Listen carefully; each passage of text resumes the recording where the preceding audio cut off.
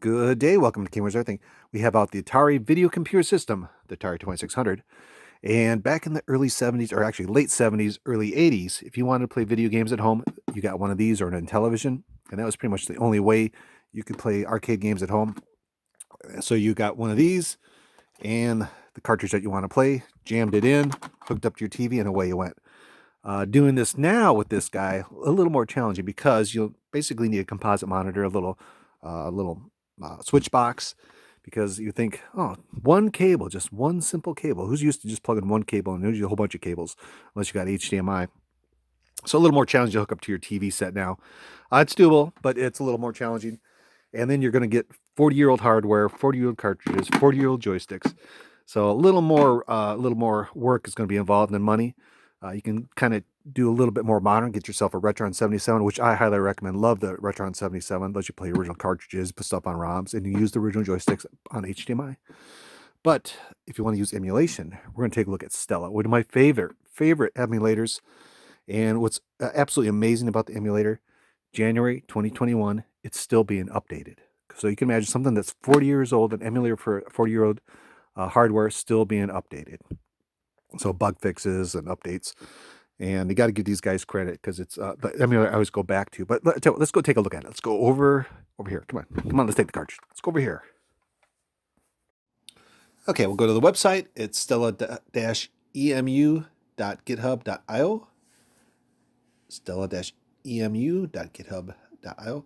And you can see it's basically a emulator for the Atari video computer system. Gives you a little bit of information here about licensing, who was created by, kind of a little bit of the development history. And you can see January 24, 2021, 6.5.1 for Linux, Mac OS, and Windows. And here's kind of like the history, so you can kind of go back to the early days. You can see there's some 1990s. So this has been around for quite a while. You can see here's a couple of little screenshots. And here's some of the team. You want to contact the team. And here's a to-do list. So they got a few things that they're going to fix in, some bug fixes at some point.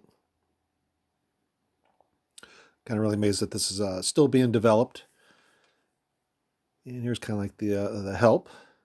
That's introduction, getting started, how to load ROMs. A lot of information. If you want to learn a lot about the emulator, go into the help or the index. I just kind of started playing with it. It's pretty simple, but you can go in pretty deep if you want.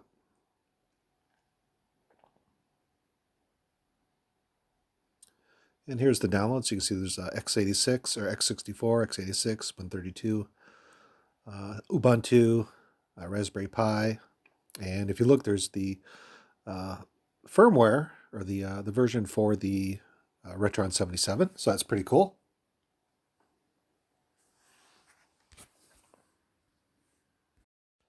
And we'll go into the emulator. And it starts off kind of where you can pick your ROM, but we're going to go into the options. You can see there's video and audio settings. You can pick the renderer. You can do full screen. You can do some zooming, aspect ratios, and the palette. You can see the TV modes, composite RGB, some TV effects, some audio. You can change the volume, that kind of thing.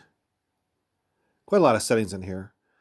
Here's the emulation. You can play with the speed, the sync, turbo mode. And here's the input. So you can fiddle with all the inputs you ever wanted to fiddle with.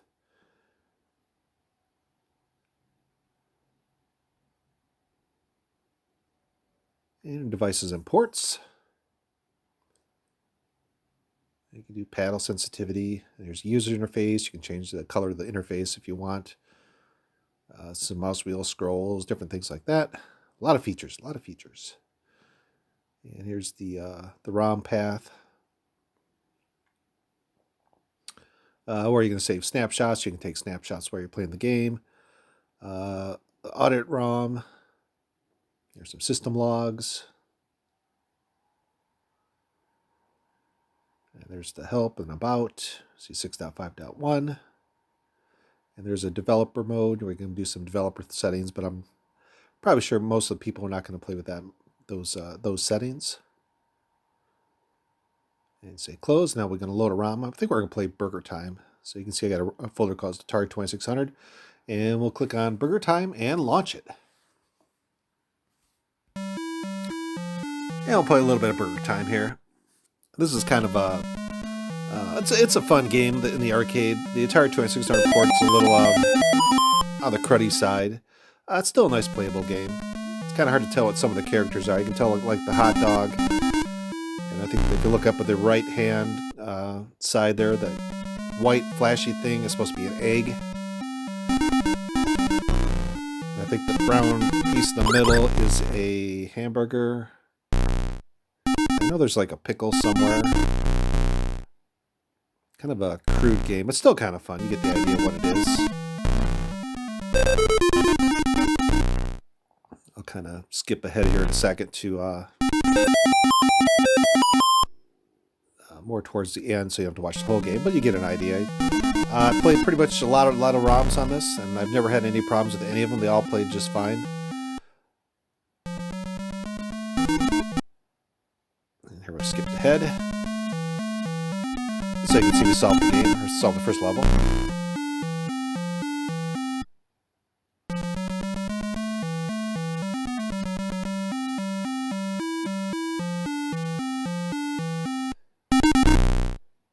Oh, no, you don't.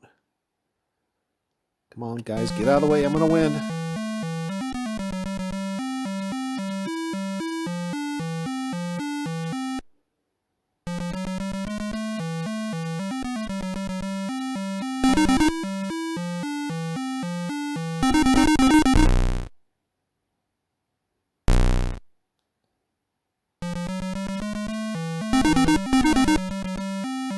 And we got it.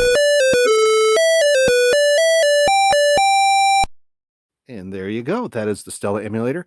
Of course, it's for Windows, Linux, Unix, Amiga OS, Windows. Did I say Windows? Mac OS. A little bit, pretty much every platform that's existing.